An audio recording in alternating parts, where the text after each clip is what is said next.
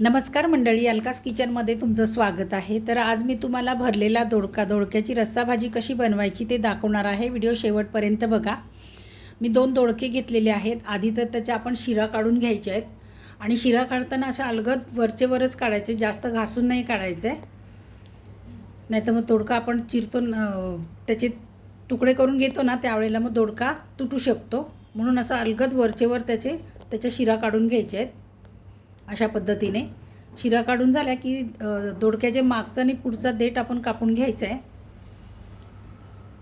पाहू शकता तुम्ही, अशा प्रकारे कापून झाल्याच्या नंतर हे असे तुकडे करायचे, त्याचे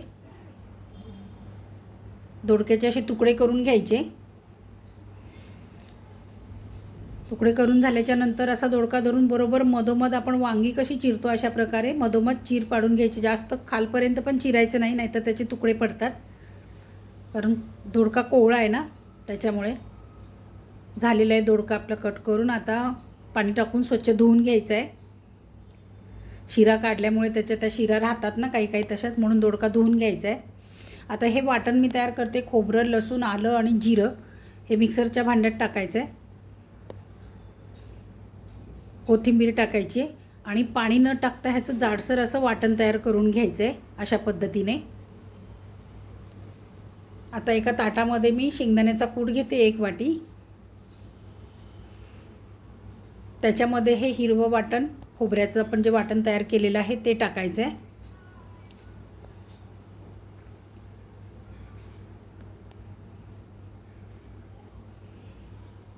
अर्धा चमचा हळद टाकायची आहे, धना पावडर 1 चमचा, गरम मसाला 1 चमचा, जिरा पावडर थोडीशी, घाटी मसाला 2 चमचे टाकणार आहे मी, चवीप्रमाणे मीठ। नंतर हे सगळं एकजीव करून घ्यायचं। याच्यामध्ये पाणी वगैरे काही टाकायचं नाही, कोरडाच मसाला हा आपण सगळा मिक्स करून घ्यायचा आहे। व्यवस्थित मिक्स करून झाल्याच्या नंतर दोडक्यामध्ये आपण भरणार आहोत। अशा प्रमाणे अलगद हाताने मसाला भरायचा, जास्त दाबून पण नाही भरायचा। सगळ्या दोडक्यांमध्ये मसाला भरून घेऊया।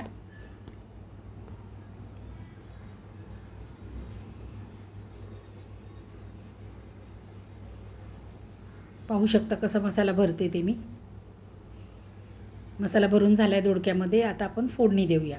कढई ठेवली आहे गॅसवरती, 1 पळी तेल घालायचं आहे। मोहरी टाकली आहे 1 चमचा।